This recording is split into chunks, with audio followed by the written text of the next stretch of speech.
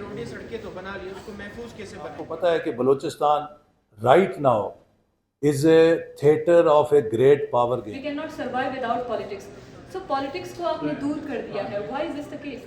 Particularly इस वक्त दुनिया में मादनियात की जंग हो रही है, इस वक्त तेल की जंग नहीं हो रही। ये तो बहुत अच्छी बात है सर। उसमें मैं आपको कहना चाहता हूँ कि आपने सिक्योरिटी के हवाले से बलूचिस्तान में हमारे सिक्योरिटी के बहुत इश्यूज़ हैं। हमारी फैकल्टी और एकेडमिक्स जो है इश्यूज़ है, इससे बहुत ज़्यादा मुतासिर हुई। हमारे क्लासेस, हमारे व्हीकल्स जो है वो स्टॉप हुए।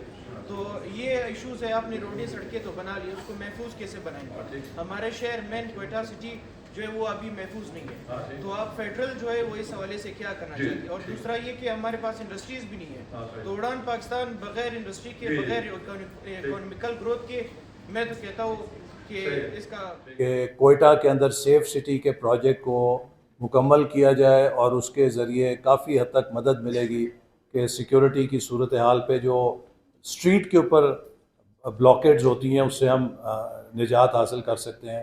तो इस पर वफाकी हुकूमत और सूबाई हुकूमत काम करें। I think it's nearing completion या तकरीबन मुकम्मल होने वाला है सेफ सिटी कोयटा, उससे हालात को बेहतर होना चाहिए। बाकी आपको पता है कि Balochistan right now is A theatre of a great power game, जिसमें कि इस वक्त मुख्तलिफ बड़ी ताकतों की एजेंसियाँ बड़ी सरगर्म हैं, because they know the strategic importance of this region. And ये 70s और 80s में तेल की जंग थी। इस वक्त आपने यूक्रेन और अमेरिका की एपिसोड देखा है। इस वक्त दुनिया में जो स्ट्रेटिजिक जंग है वो माइंस एंड मिनरल्स के ऊपर हो रही है, और इस हवाले से Balochistan has a very strategic importance. और ये एक बात है कि ये एक ग्रेट गेम का हम भी बदकिस्मती से बने। लेकिन मैं ये बात आपको अक्सर बताता हूँ कि अगर बलूचिस्तान स्टेट ऑफ पाकिस्तान का ऐसा ना होता, ये जो ग्रेट पावर गेम है would have turned Balochistan into another Afghanistan. ये पाकिस्तानी स्टेट की छतरी है कि जिससे 70% तकरीबन उनके हमले नाकारा कर दिए जाते हैं। हमें सिर्फ 30% का इधर सामना करना पड़ता है ग्राउंड पे।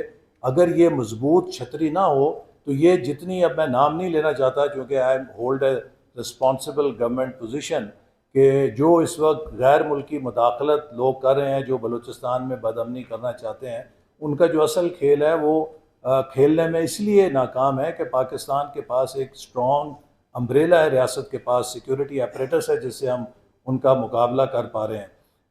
लेकिन ये मैं आपको इंशाल्लाह अश्योर करता हूँ कि जैसे पहले हमने 2013 में भी ऐसे ही हालात थे, उनको टर्न अराउंड किया और फिर बिल्कुल किसी किस्म की कोई सिक्योरिटी की आपको बंदिश नज़र नहीं आती थी। हम उस तरफ इंशाल्लाह बहुत जल्द पहुँच जाएंगे और it's matter of time that we will defeat this elements इंशाल्लाह ताला लोगों के साथ मिलकर। इंडस्ट्री क्यों नहीं है?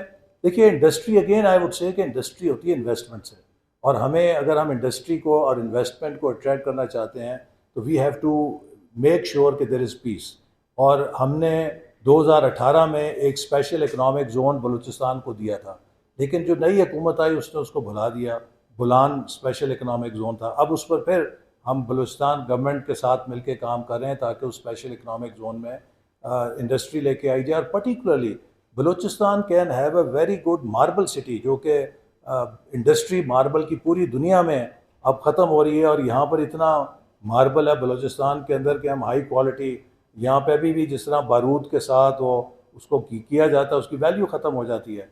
So we are now working कि वहाँ पे न्यू टेक्नोलॉजी लाएँ, कटिंग टेक्नोलॉजी जो है उसके साथ वैल्यू एडिशन हो और इंडस्ट्री और हो। लेकिन सबसे इम्पॉर्टेंट जो इंडस्ट्री इस वक्त बलूचिस्तान में काम कर सकती है दैट इज़ IT इंडस्ट्री।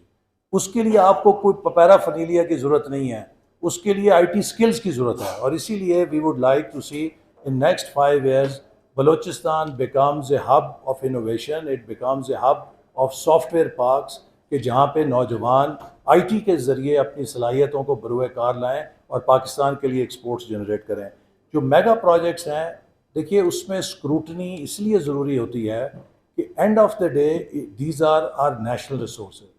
मैं आपको बताऊं कि 2013 से 18 के दरमियान जो हमने प्रोजेक्ट स्क्रूटनी की, उसके नतीजे में 700 अरब रुपए कॉस्ट रैशनलाइजेशन हुई। टीचर से कि चूँकि हम हिस्ट्री को पढ़ते हैं तो हमें लीडर्स दिखाई देते हैं। हर एक कंट्री की हिस्ट्री में बहुत बड़े बड़े लीडर्स गुजरे हैं।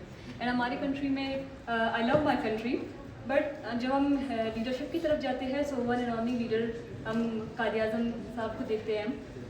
Y there is no other leader? تو ہمارے ٹیچر نے جواب دیا کہ because there are no unions, political unions نہیں ہے, اسٹوڈنٹ یونینس نہیں ہے جس میں اسٹوڈنٹس کی پولیٹیکل اویئرنیس ہو, ان کی پولیٹیکل نرشمنٹ ہو, انہیں پالیٹکس کے حوالے سے اسٹڈی کی ان کی نرشمنٹ اسی حوالے سے کیا جائے. So it lacks in our country. Why? Because اگر آپ کا ایک پالیٹکس ایک امپورٹنٹ تھنگ آف لائف ہے, we can not survive without politics. So politics کو آپ نے دور کر دیا ہے. Why is this the case?